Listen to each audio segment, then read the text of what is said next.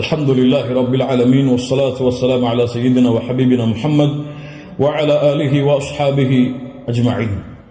فضل العشر الأوائل من ذي الحجة. ذو الحج மாதத்துடைய முதல் 10 நாட்களின் சிறப்புகள்.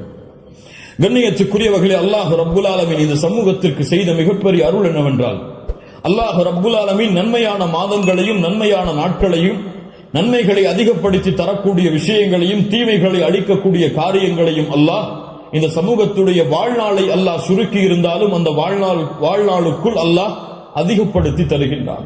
ரமதான் முடிந்தால் அடுத்த நன்மைகள், அந்த மாதம் முடிந்தால் அடுத்த நன்மைகள் என்று அல்லாஹ் ரப்புல் ஆலமீன் ஒவ்வொரு மாதமும் சில நாட்களை அல்லாஹ் கணக்கிட்டு அந்த நாட்களில் அல்லாஹ் ரப்புல் ஆலமீன் அருள் செய்து மூமின்களுடைய ஈடேற்றத்திற்கு அல்லாஹ் ரப்புல் ஆலமீன் உதவி செய்கின்றான்.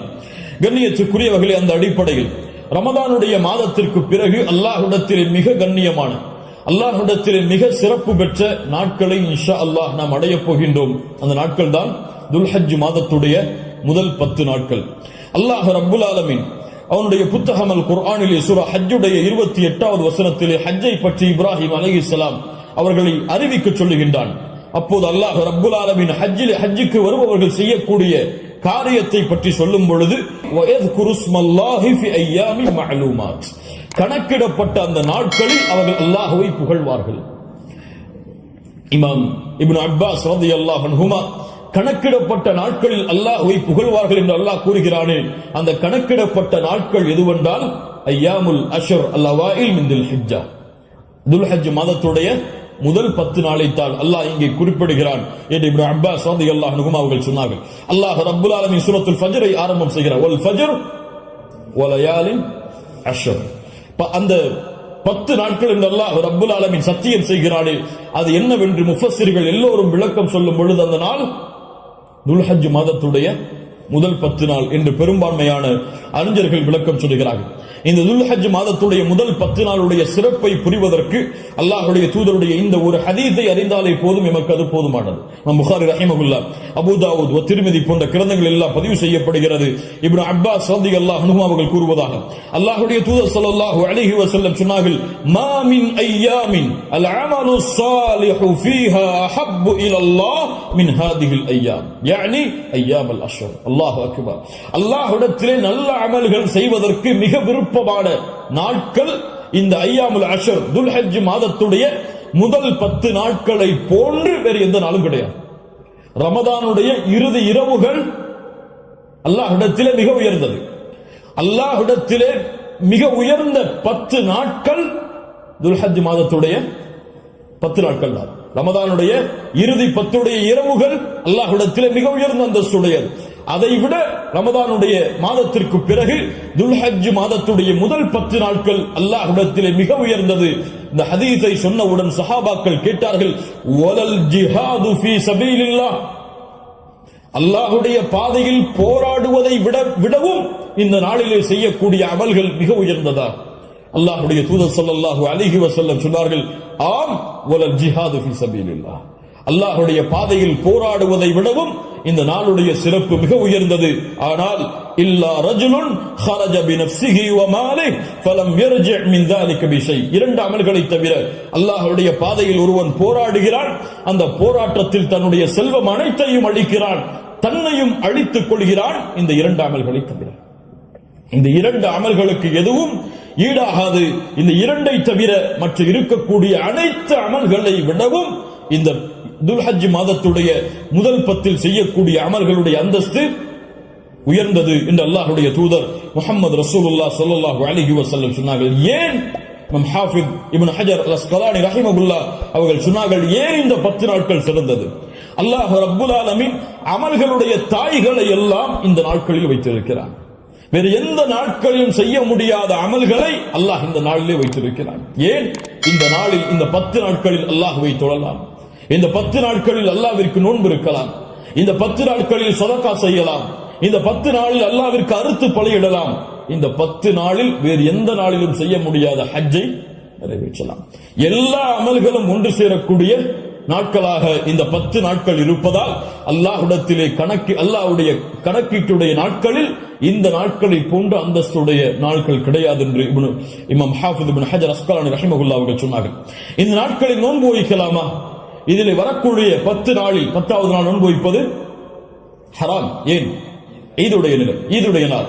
இந்த 10வது நாளை தவிர வரக்கூடிய 9 நாளும் நோன்பு வைப்பது சுன்னாவா? முஸ்லிம் ரஹிமஹுல்லா இல்மை தேடக்கூடிய மாணவர்கள் என்பதால் இந்த விளக்கங்களை கொடுக்கிறேன்.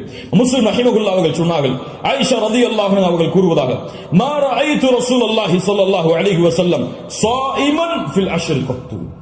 கொஞ்சம் குழப்பமா இருக்கும், புரிய முயற்சி. அல்லாஹ்வுடைய தூதர் துல்ஹஜ் மாதத்துடைய முதல் 10 நாட்களும் ஒருபோதும் நோன்பு வைத்ததில்லை. யாருடைய அறிவிப்பு? ஹப்ஸா ரலியல்லாஹு அன்ஹா யார்? அல்லாஹ்வுடைய தூதருடைய மனைவிதான். நஸை போன்ற கிரந்தங்களில் சஹீஹான அறிவிப்பாக பதிவு செய்யப்படுகிறது, லம் யத ரசூலுல்லாஹி ஸல்லல்லாஹு அலைஹி வஸல்லம் ஸியாம திஸ்இல் ஹிஜ்ஜா. அல்லாஹ்வுடைய தூதர் ஸல்லல்லாஹு அலைஹி வஸல்லம் துல்ஹஜ் மாதத்துடைய முதல் 9 நாளும் எப்போதும் நோன்பை விட்டதில்லை. ஒரு ஹதீஸ் என்ன சொல்கிறது? இப்ப இரண்டுக்கும் முரண்பாடு வருகிறது. இரண்டையும் மறுத்து விடலாமா? உலமாக்கள் இரண்டையும் எப்படி சேர்த்து புரிவது என்பதை சொல்லுகிறார். இல்மை புரிந்து கொள்வதுடைய அடிப்படை. எப்படி இரண்டையும் சேர்த்து பார்ப்பது? ஆயிஷா ரலியல்லாஹு அன்ஹா சொல்கிறார்கள், முதல் இரண்டு அடிப்படைகள் புரிவது. முதல் அடிப்படை, ஆயிஷா ரலியல்லாஹு அன்ஹா என்ன சொல்கிறார்கள்? அல்லாஹ்வுடைய தூதர் 10 நாளும் துல்ஹஜ் மாதத்திலே நோன்பு வைத்ததில்லை. ஏன் 10 நாளும் ஒருவரால் நோன்பு வைக்க முடியாது? ஏன்? 10வது நாளில் ஈத் வருகிறது. அதனால் அல்லாஹ்வுடைய தூதர் 10 நாளும் என்று சேர்த்து சொல்கிறார்களே தவிர முதல் 9 நோன்பு வைக்கவில்லை என்று ஆயிஷா ரலியல்லாஹு அன்ஹா சொல்லவில்லை. 10 நாளும் சேர்த்து நோன்பு வைக்கவில்லை என்று ஆயிஷா ரலியல்லாஹு அன்ஹா சொல்கிறார்கள் என்று புரிந்தால் இது சிறந்தது. அப்படியும் இல்லை என்றால் ஹதீஸ் கலையிலே ஒரு சட்டம் இருக்கிறது, கவுலுல் முஸ்பித் முகத்தமுன் அலா கவுலின் நாஃபி. மறுக்கக்கூடியவருடைய சொல்லை விட உறுதிப்படுத்தக்கூடியவருடைய சொல்லுக்கு பலம் அதிகம்.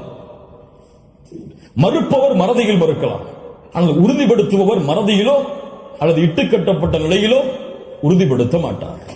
ஒன்று பார்க்காமல் இருக்கலாம். அல்லாஹ்வுடைய தூதருடைய வாழ்வில் அவர்கள் அதை பார்க்காமல் இருக்கலாம். அந்த நாளில் அல்லாஹ்வுடைய தூதர் ஆயிஷா ரலியல்லாஹு அன்ஹாவோடு இல்லாமல் இருந்திருக்கலாம். ஆனால் ஹப்ஸா ரலியல்லாஹு அன்ஹா உறுதிப்படுத்துகிறார்கள். உறுதிப்படுத்துபவர் மறதியில் உறுதிப்படுத்த முடியாது, உறுதிப்படுத்துபவர் பார்க்காமல் உறுதிப்படுத்த முடியாது. அதனால் இந்த சட்டத்தின் அடிப்படையிலும் அல்லாஹ்வுடைய தூதர் 9 நாள் நோன்பு வைத்தார்கள் என்ற ஹதீஸ் தான் உயர்ந்த தரமுடையது என்று ஹதீஸ் கலையுடைய அறிஞர்கள் விளக்கம் சொல்கிறார்கள். அதனால் சட்டம் என்னவென்றால் 9 நாளும் நோன்பு வைப்பது சுன்னா. யாருக்கு இயலுமோ யாருக்கு முடியுமோ அவர்கள் துல்ஹஜ் மாதத்துடைய முதல் 9 நாட்களும் நோன்பு வைப்பது சுன்னா. 10வது நாள் நோன்பு வைப்பது ஹராம். நோன்புடைய சிறப்புகளை பற்றி நமக்கு தெரியும். அல்லாஹ்வுடைய பாதையில் ஒருவர் அல்லாஹ்வுடைய முகத்தை நாடி ஒரு நாள் நோன்பு வைத்தால் பஅதல்லாஹு வஜ்ஹஹு அனின் நாரி 70 ഖരീஃபா. ഖരീஃபா என்றால் ஆம். அல்லாஹ்வுடைய தூதர் ஸல்லல்லாஹு அலைஹி வஸல்லம் சொன்னார்கள், அல்லாஹ்வுடைய பாதையில் அல்லாஹ்வுடைய முகத்தை நாடி ஒருவர் ஒரு நாள் நோன்பு வைத்தால் அல்லாஹ் ரப்புல் ஆலமீன் அவருடைய முகத்தை நரகத்தில் இருந்து 70 ஆண்டுகள் தூரமாக்குகிறார். அல்லாஹ் அக்பர். அல்லாஹ் ரப்புல் ஆலமீன் அந்த பாக்கியத்தை நமக்கு கொடுப்பானாக. அல்லாஹ்வுடைய தூதர் ஸல்லல்லாஹு அலைஹி வஸல்லம் துல்ஹஜ் மாதத்துடைய முதல் 10 நாட்களில் வரக்கூடிய யௌம் அரஃபா, அரஃபாவுடைய தினத்துடைய சிறப்பை பற்றி சொன்னார்கள். மா மின் யௌமின் அக்ஸர மின் அய்யுஅதிகல்லாஹு ஃபீஹி அப்தன் மினன் நார் மின் யௌமி அரஃபா. அல்லாஹ் ரப்புல் ஆலமீன் அதிகமான நரக விடுதலையை கொடுக்கக்கூடிய நாள் அது அரஃபாவுடைய நாள் தான். அரஃபாவுடைய நாளில் அல்லாஹ் முதல் வானத்திற்கு வருகிறான். எப்படி வருகிறான்? ஏன் வருவான் தெரியாது. அல்லாஹ் வருவான். அவன் விரும்புகின்ற முறையில் அல்லாஹ் வருவான். என்ன செய்வான்? கேட்பான், மா இவர்கள் எதை விரும்புகிறார்கள்? மா அராத ஹாஉலா, இவர்கள் எதை விரும்புகிறார்கள்? வேறொரு ஹதீஸிலே அல்லாஹ் ரப்புல் ஆலமீன் அங்கே கூடியிருக்கக்கூடிய எல்லோருக்கும் அல்லாஹ் மன்னிப்பை வழங்குவான். அல்லாஹ் ரப்புல் ஆலமீன் அப்படிப்பட்ட மன்னிப்பாளர்களாக ஹஜ் செய்த நம்முடைய முஸ்லிம்களையும் மூமின்களையும் அல்லாஹ் ஆக்குவானாக. அல்லாஹ்வுடைய தூதர் ஸல்லல்லாஹு அலைஹி வஸல்லம் சொன்னார்கள், அரஃபாவுடைய அந்த இடத்தில் ஒன்று கூற முடியாத மூமின்களை, ஹஜ்ஜுக்கு செல்ல முடியாத மூமின்களுக்கு அல்லாஹ்வுடைய தூதர் சொன்னார்கள், ஸியாமு யௌமி அரஃபா, அரஃபாவுடைய நாளில் நோன்பு வைப்பது அவருடைய முன் சென்ற ஒரு வருடத்துடைய பாவத்திற்கும் பின் சென்ற ஒரு வருடத்துடைய பாவத்திற்கும் பாவ மன்னிப்பாக இருக்கும். அல்லாஹ் அக்பர். முன் சென்ற வருடத்துடைய ஒரு வருட பாவம், பின் சென்ற வருடத்துடைய ஒரு வருட பாவத்திற்கு மன்னிப்பாக அமையும் என்று அல்லாஹ்வுடைய தூதர் ஸல்லல்லாஹு அலைஹி வஸல்லம் சொன்னார்கள். அல்லாஹ்வுடைய தூதர் ஸல்லல்லாஹு அலைஹி வஸல்லம் சொன்னார்கள், அஃதலு துஆ துஆஉ யௌமி அரஃபா. துஆக்களில் மிக சிறந்தது அரஃபாவுடைய தினத்தில் கேட்கப்படும் துஆவாகும். அல்லாஹ்வுடைய தூதர் ஸல்லல்லாஹு அலைஹி வஸல்லம் சொல்லிவிட்டு சொன்னார்கள், நானும் எனக்கு முன்னால் சென்ற நபிமார்களும் கூறிய வார்த்தைகளில் மிக சிறந்தது எது? லா இலாஹா இல்லல்லாஹ் வஹ்தஹு லா ஷரீக லஹ். லா இலாஹா இல்லல்லாஹ் வஹ்தஹு லா ஷரீக லஹ். இதுதான் மிகச் சிறந்தது அரஃபாவுடைய தினத்தில் கேட்கப்படக்கூடிய துஆ. கண்ணியத்துக்குரியவர்களே, இந்த 10 நாட்களில் அதிகமான அமல் செய்யக்கூடிய மூமின்களாக இருப்போம். இந்த 10 நாளை எப்படி கண்ணியப்படுத்த வேண்டுமோ அந்த கண்ணியப்படுத்தினால் அல்லாஹ் ரப்புல் ஆலமீன் இந்த நாட்களுக்குரிய கூலியை எமக்கு கொடுக்கும்.